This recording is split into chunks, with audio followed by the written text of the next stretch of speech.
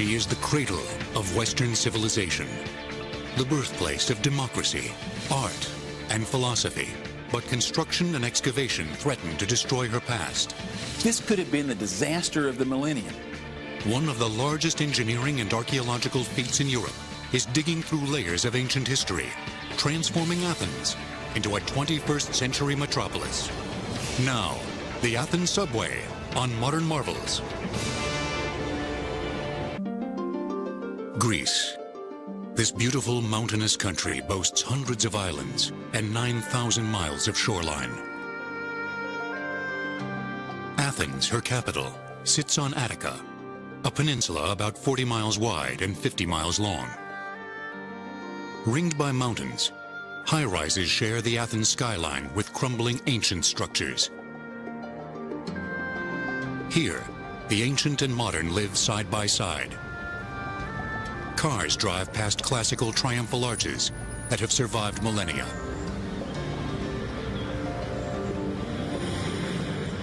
Over the last 30 years, the population of Athens has doubled to nearly 4 million. 1.5 million people live in the dense, busy heart of the city, compounding its long-standing reputation for car pollution. Known to erode the smooth surface of marble, damaging ancient buildings and statues. If you think of the classical antiquities of Athens from the 5th century BC, those antiquities suffered less, really, over 2,500 years than they did in 25 years of automobiles circulating in the city of Athens. Many Athenians struggle to work on Line 1, Athens' antiquated urban train system. It is a single line, which only runs between Piraeus on the coast and Kephissia in the north. Transport in an urban setting is vital to the quality of life of every major city. Athens is not an exception. On top of this daily demand, the return of the modern Olympics to Athens in 2004 created an enormous influx of people who were required to use public transportation to and from the Olympic facilities. Everybody was recognizing the need to improve the public transport system. Everybody knew that this could not be done by constructing more roads. And Line 1 could not cope with the growing demands of a modern city. A modern solution was desperately needed. Modern Olympics, which were reinvented at the end of the 19th century, only exist because there were ancient Olympics. And so in this interesting twist, it's ancient history, the ancient Olympics, that leads to the modern Olympics, that leads to the technological marvel of the Athens Metro. The plan called for 2 new underground lines. Attica Metro's lines 2 and 3 would intersect with the existing Line 1, providing 12 more miles of line and 20 new stations. The original schedule for constructing the Athens Metro, when the contract was signed with this French, German, and the Greek consortium, was for completion by the end of 1997. In 1993, Athens residents watched as the 2 gigantic tunnel boring machines, or TBMs, nicknamed Metro Mouse, arrived to bore tunnels under one of the densest modern cities in the world. The TBMs would have to dig under some of the most recognizable architecture of the ancient world, through ground containing some of the oldest artifacts of Western civilization. Not everyone was pleased to see them. There was tremendous debate and worry about whether it would work, whether these tunnel boring machines would chew up all of ancient Athens as they made their way underneath the streets of the modern city. Would they just be spitting out the refuse of thousands of years of culture as they inexorably marched toward, the next breakthrough? The new lines would form a large cross, intersecting in the heart of the modern city, which had been built over layers of the ancient city. Several of the new stations were close to, or even inside, the old city wall, one of the richest archaeological sites in the world. Since they've been inhabiting the same spot for thousands of years and living in exactly the same place, the archaeological history of Athens has built up like layer upon layer in a cake over the centuries. And all you need to do is take a teeny little slice in that cake, and you are immediately plunged into centuries, indeed millennia, of riches of archaeology. The careful scientific archaeological excavations carried out during the Metró project give us a window into the ancient civilization. Along with coins, lamps, and pots, water pipes and roads tell us about Greece's engineering feats before it was annexed by Rome in 148 BC. They had roadways with drainage, with surfacing, with tunnels and pipes to take away wastewater, and above all to bring fresh water, extending over an enormous amount of ground, and bringing to the people a quality of life that we never had this kind of physical evidence for in previous times. And so we see how there really was an ancient technological marvel. The modern technology let us see the application of the ancient technology in a way that gives a completely new dimension to our understanding of ancient Athenian life. To build a metro in Athens at the end of the 20th century meant vast tracts of history had to be cut into. The archaeologists would have to perform rescue excavations, working within a limited time frame to map, record, and preserve thousands of artifacts across 18 sites, exposing over 40 square miles of ancient civilization. Obviously is a very difficult marriage between the archaeologists and the engineers. The engineers want to do things as fast as they can. The archaeologists, of course, have their own time frame, which is opposite to the engineers. But the new subway was desperately needed. Stations had to be built, and the Metro mouse cutting heads had to begin tunneling to construct the two new lines for Athens' most recent marvel. At the end of the 20th century, Athens was a chaotic city with no clear urban plan and a struggling public transportation system. But it wasn't always this way. When Greece became an independent nation in the mid-19th century, tremendous efforts went into rebuilding the city while preserving her past. Otto I had been chosen as king, and in 1834, Athens was established as the capital city of a free Greece in honor of her historic greatness. As the king took the throne, a model city plan for Athens was developed. This renaissance in Athens was part of a worldwide classical revival which became known as neoclassicism. One does not have to look very far to see the influence of ancient Greece. The founding fathers were all classical scholars. Neoclassicism was the first truly national architectural style in the United States. It also inspired a revival of the Olympic Games. The first modern Olympiad took place in Greece in 1896, setting in motion the 20th century phenomena of the modern Olympics. Line 1 serviced these early games and continued to grow north, eventually reaching the suburb of Kifisia. The history of Line 1 starts a number of years after the Greek Revolution, when the port city of Piraeus needed to be connected with Athens. The first stage of Line 1 was constructed on or just below the surface. It was one of the earliest urban transport systems in the world when it opened in 1869. When the lines first started running, it was running on a single track with steam engines. Slowly, the line expanded further north. As it grew into the city, they used the time-honored cut and cover technique also used in Paris and New York. First, a large hole is excavated. Supporting walls are built. Then a roof is constructed before reinstating surface conditions. Towards the end of the 19th century, more and more people traveled to Athens to experience her classical glory. But the events of the 20th century overtook Athens' development. She was involved in both world wars and suffered under Italian and German occupation. She then endured a bitter civil war from 1946 to 1949, in which more than 1 million Greeks were killed. Fighting in rural areas led to a mass migration into Athens, causing social and economic chaos.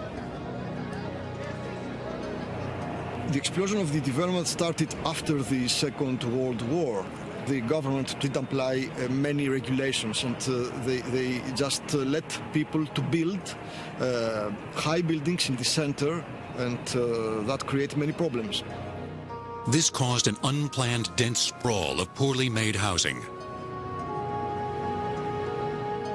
Late into the 20th century, Greece continued to struggle for stability until democracy was restored in 1974.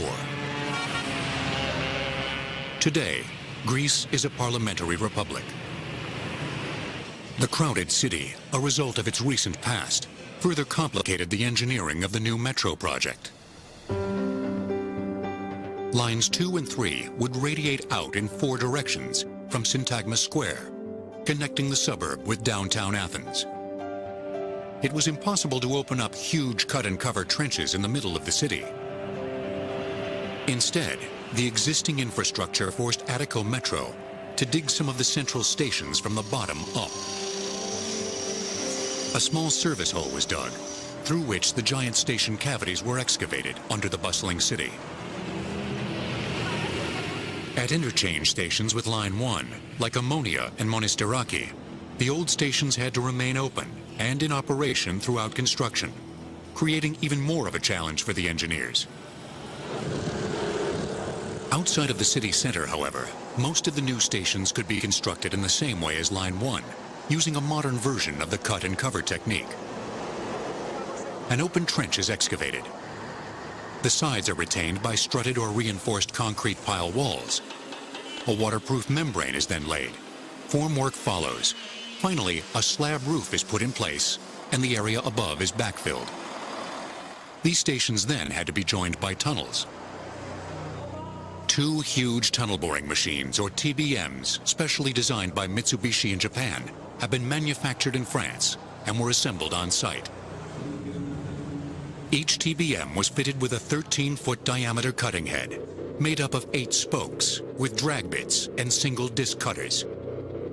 Costing over $20 million, each machine weighs 1,650 tons and is 459 feet in length.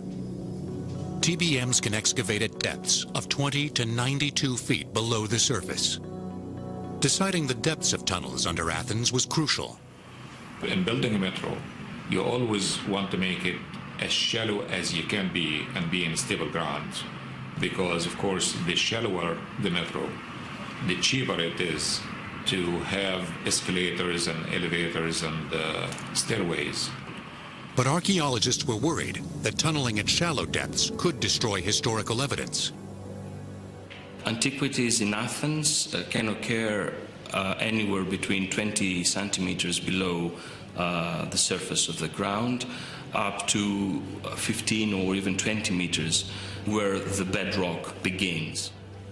To avoid buried antiquities, it was decided to operate the cutting heads under Athens at a depth of 66 to 82 feet. The TBM heads can rotate at a speed of 4 RPM and can cut up to 33 feet per day, leaving behind a 30-foot diameter tunnel, which is then supported by a ring of precast reinforced concrete segments, secured with a key segment to form a 28-foot lined tunnel.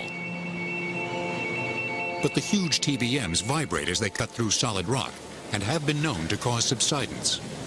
Subsidence or settlement in building any metro tunnel or even water tunnel, for example, or sewer tunnel, is normal, as long as it kept to a minimum and is monitored very carefully. Archaeologists feared that vibrations could damage the ancient buildings as the TBMs approached the stations at the heart of the old city.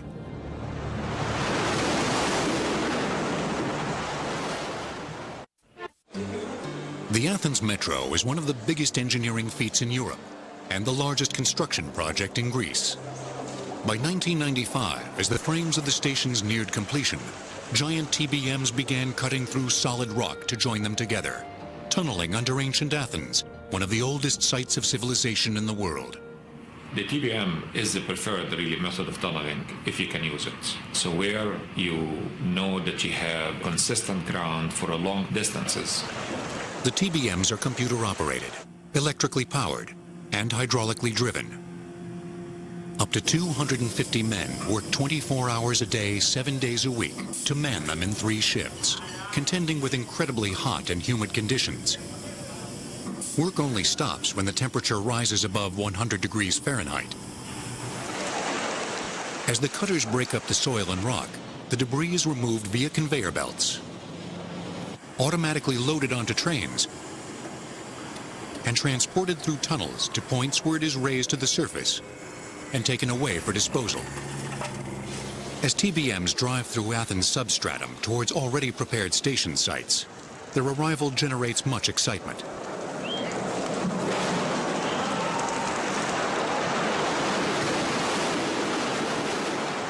Each time a TBM breaks into a station with pinpoint accuracy, there are celebrations at its safe arrival.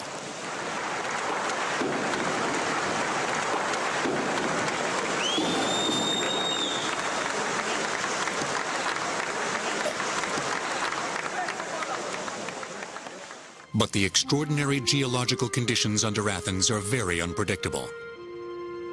Despite surveys and hundreds of boreholes, in a space of 33 feet, the geology can change from hard rock to soft rock, or even shale. Because of this inconsistency, tunneling methods had to be adapted to suit conditions. For a section of Line 2, another machine specially designed to deal with softer rock was brought in. Called an open-face shield TBM, it works like a tunnel boring machine, but has much smaller cutting heads attached to it, and a shield to provide initial ground support when tunneling. The open-face shield machine is more gentle and more secure method of tunneling, especially in a weaker ground and where you have tunneling going under weak and sensitive buildings. Thousands of years of urban development added to the geological instability.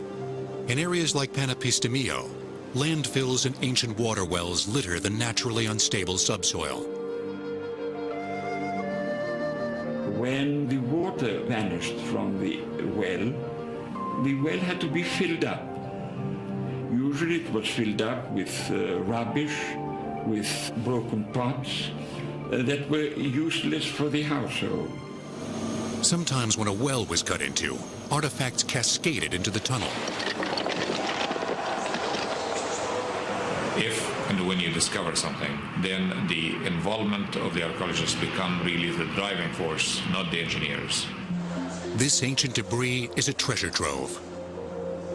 All that became a very important archaeological find, which gives us an insight of everyday life. Because ancient Greeks, like modern Greeks, wanted the new. They wanted the latest. They did not want to use last year's pottery. They wanted to use this year's pottery. The decoration, the shape, the style of the pottery was continuously changing. You can work out the chronological development of these pottery styles. When the archaeologists had finished their work, the engineers moved back in to repair the collapse and minimize any further settlement by pumping concrete deep underground, directly in front of the TBM's cutting head. But in some areas, the threat of subsidence from the TBM and the open-face tunnel boring machines was considered too great a risk for the ancient buildings above. Because of the presence of many beautifully preserved early Christian churches, the tunnel connecting Syntagma Station to Monastiraki Station inside the city wall, and then on to Keramikos, proved the most difficult. The route of this tunnel had already been changed because it went under the Greek Orthodox Cathedral. But the new rerouting then meant the TBM would have to cut under the Byzantine church of the Kapna-Korea, built in the 11th century AD. There it stands in the middle of Athens as a concrete symbol of 1,000 years of Christian faith in Greece. Amidst the bustle and congestion and high-rise buildings of modern Athens, there it's a quiet oasis whose art and architecture speak to the long-term continuity of Christianity as such an important part of Greek culture. For this section of tunneling, the engineers resorted to a technique called the New Austrian Tunneling Method. Developed in the 1960s, this method of tunneling provided a much more controlled environment for tackling particularly difficult ground conditions. The tunnel is constructed by slowly digging out segments of the whole diameter. Each segment is then supported with steel arches and reinforced with wire mesh, sprayed with shot concrete, and further strengthened with rock bolts. The lining becomes an integrated part of the rock mass and limits subsidence to the highest possible degree. Until the side segments are complete, the center of the tunnel is left alone in order to provide extra support, protecting the buildings above. This is then dug away to create an oval tunnel. Using the New Austrian method had prevented any major surface damage along this route. However, progress is reduced to 10 to 16 feet of tunnel per day, whereas TBMs can dig up to 33 feet per day. But as soon as the digging began at the Monastiraki station, one of the central station sites being dug from the bottom up, unacceptable levels of subsidence were occurring.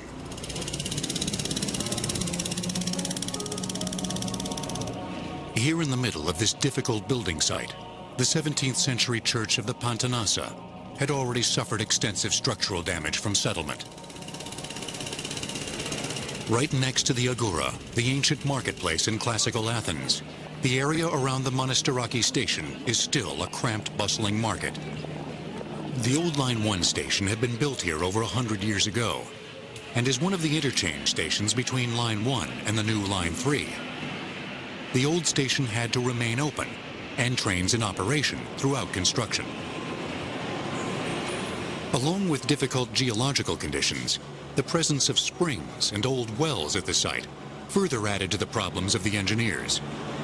The station Monastiraki represented probably the greatest challenge for all of us. We actually divided the excavation method into very small steps to ensure that every step is taken with the proper protection. Therefore, that the settlement, which we monitor 2-3 times a day, will be kept at the absolute minimum. To finish digging the station, the engineers had to resort to more ingenious ways of tunneling. International consultants recommended state-of-the-art micro-tunnel boring machines. They operate like ordinary TBMs, but are significantly smaller. Here they were used to cut an arch of small tunnels, which was then reinforced with steel tubes. This umbrella of tubes was then bolted together and filled with concrete to secure the surface, before excavating the station area beneath. Despite using micro-TBM technology, there was still enough settlement here to force engineers to reduce the size of the station. The archaeologists had grave concerns about tunneling in any form under ancient Athens. One tunnel even caused an international outcry.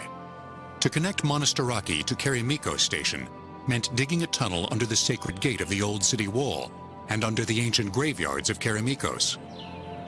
Archaeologists were alarmed that vibrations could crack and damage irreplaceable antiquities.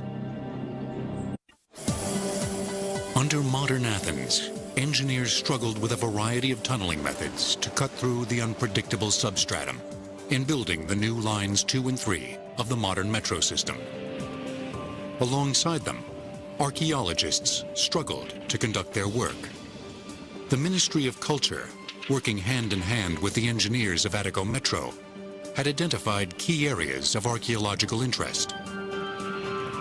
The areas like Acropolis and Syntagma, what you have to do before you even start the construction, that the archaeologists do what you call archaeological trenches, which is very, very carefully by hand. You expose the surface layer by layer. The Athens Metro excavations are spectacular because they pitted the largest modern mechanical tools against the smallest archaeological implements, tunnel boring machines against the little brushes and picks of the archaeologists. They would have to conduct their painstaking work within the engineers' much shorter time frame. The rescue digs involved more than 50 archaeologists who recorded and researched the areas, assisted by as many as 200 laborers who worked around the clock. In total, 18 sites were excavated, exposing over 213,000 feet of the center of one of the oldest sites in Western civilization. It represents the largest archaeological program ever undertaken in Athens. More than 30,000 movable finds were produced during the project, which cover a time span of 25 centuries, from the 17th century BC to the 8th century AD. Perhaps the most outstanding artifact found in the Metró excavations was discovered almost entirely encased in rock. When carefully chipped away, it revealed this beautifully crafted bronze head, made in classical Greece in about 480 BC. Very few large bronzes survive from antiquity, even fewer from Greece. It's because bronze was a reusable material, also an expensive one. It tells us a tremendous amount about what public monuments might have looked like in ancient Athens. But he's still got his eyelashes, he's got inlaid copper eyebrows, inlaid eyes survive. It's an unparalleled piece. But the vast majority of the artifacts were more ordinary domestic objects. More than 500 movable finds were displayed in an exhibition in Athens called The City Beneath the City. They are fractions of everyday life, and they show items that these people used at home, and the playground, at school, in political, religious life, or took with them after death. Several of the central station sites were situated on ancient burial grounds just outside the old city wall, where thousands of new graves were uncovered. Ancient Greeks throughout their history always wanted to keep dead away from the inhabited areas. When they had walls, the dead were buried outside the walls. The ancient Greeks generally made tombs for their dead, and stone coffins often preserved their contents intact. In classical times, various religious and civic observances were practiced around burial rites. The Greeks buried their dead with a number of burial gifts, which were meant to suggest who the deceased was in their lifetime. So soldiers are buried with their weaponry, athletes are buried with their athletic paraphernalia, wives are buried with household items, and so on and so forth. Every Athenian was in death the person who were in their lifetime. Children who had died were buried with their favorite toys, like these clay figures.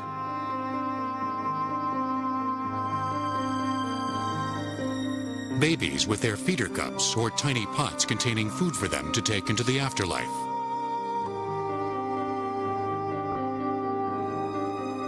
The oldest exhibit in this exhibition is a pair of pots from the Mycenaean period, dating in about the 17th century BC.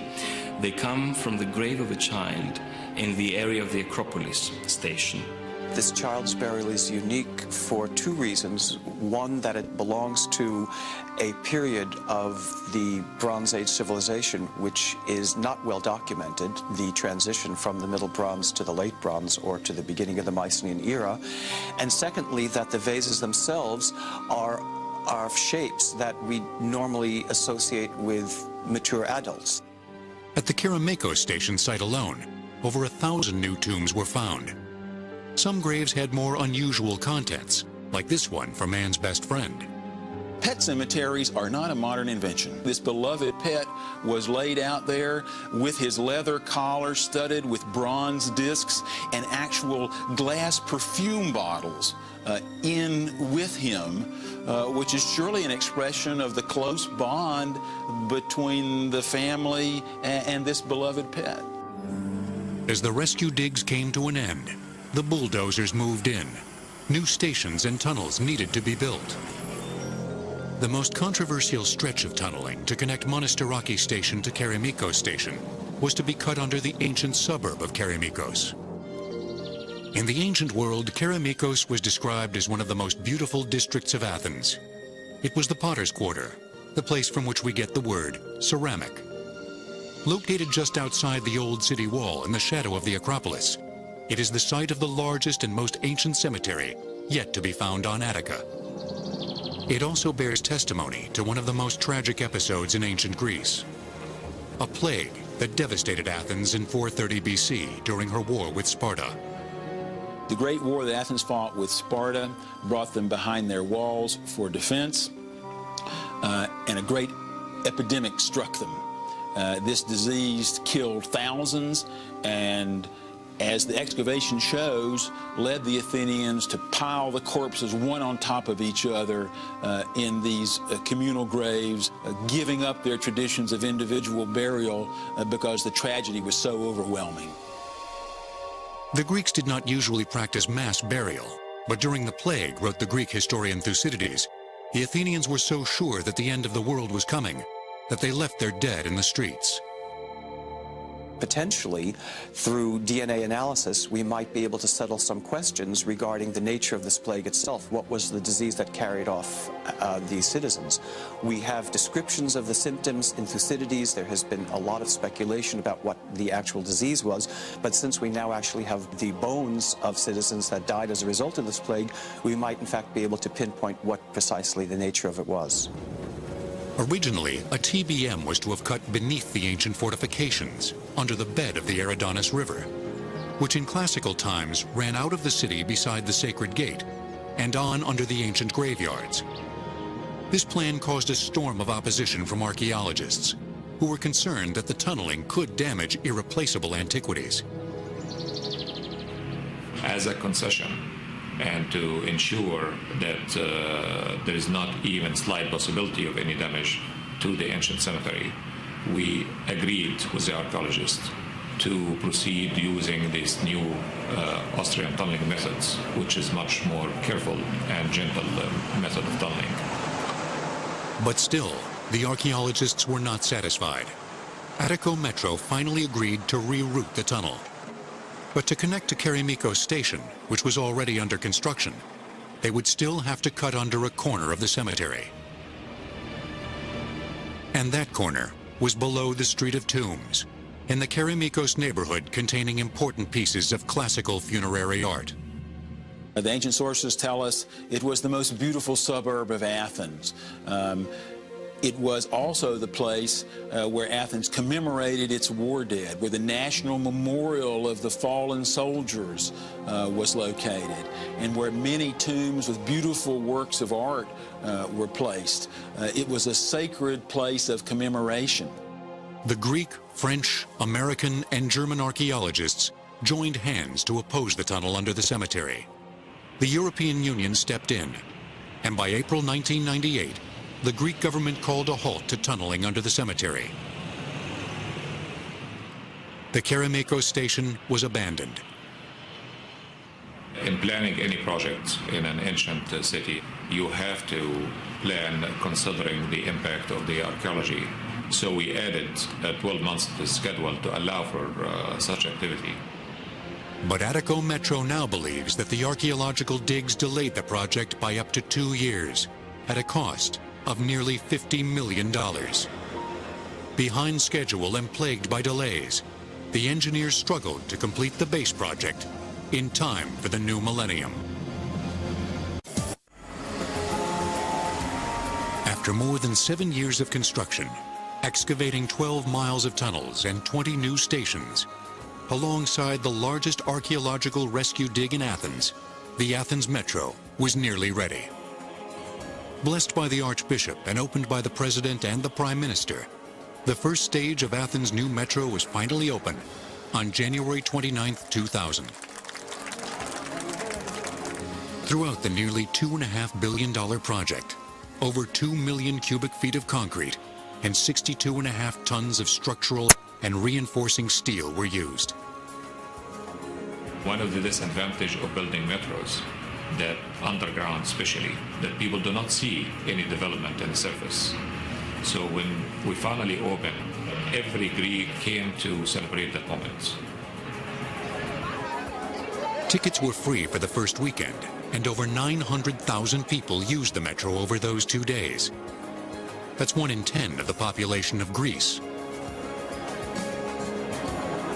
The decision was made to incorporate finds from the excavations into the designs of the stations at that site. The idea to present some of the exhibits, either in the original or in copies in reproduction, in the stations, was very welcomed by the people who use the metro. As people saying that we don't have a museum within a metro, but a metro within a museum. These are, in a sense, the most successful public outreach programs because they brought the culture, these museums, to the people. And it gives a sense of continuity to reassure the Athenian but also the international public that no damage was suffered to the remains of the past during the project. More than 400,000 people use the new metro daily, effortlessly transporting them around the center and out into the suburbs. Trains run for 18 hours a day between 6 a.m. and 12 p.m. In rush hour, trains run every 3 minutes and every 5 to 10 minutes in non-rush hour. As people change lines by walking along these impressive marble corridors, they can enjoy not only ancient artifacts, but modern art too.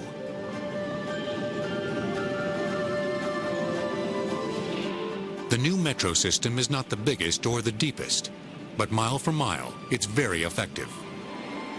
It will benefit the city and the people of Athens in many ways. 140 million tickets were sold in its first year. And as more and more people leave their cars behind, or at the specially designed park and ride stations, it will significantly reduce toxic emissions in the city and improve air quality. Now that there's a metro, the air has cleared. You can see all the way to the sea at the Piraeus. You can see the Acropolis all the time. We have documented that the metro have reduced the pollutant in the environment by as much as 15%.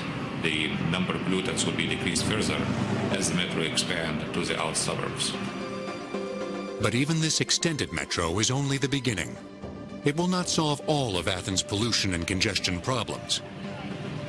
It is very important to take measures in the surface of the city.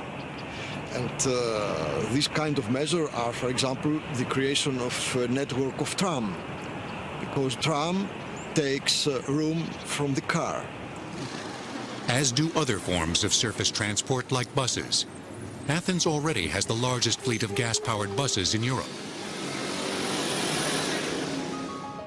For the 2004 Olympics, Athens linked archaeological sites through leafy pedestrian routes between the ancient marvels at its center. It is partly because of the metro that the ancient spectacle of the Olympics returned to Greece. The base project was already 60% under construction when it was included in the initial Olympic bid and helped Athens secure the 2004 Games. The extended metro was at the heart of the Olympic master plan. The 2004 Olympics pushed through the completion of a new airport and direct road and rail links with Central Europe. The Athens Metro project is currently working on its first phase of extensions, which will be gradually rolled out between 2004 and 2007. The extensions include nearly 9 miles of underground line and 12 new stations. But undoubtedly, the greatest achievement of the Metro has been to enable a unique exploration into Athens' archaeological heritage.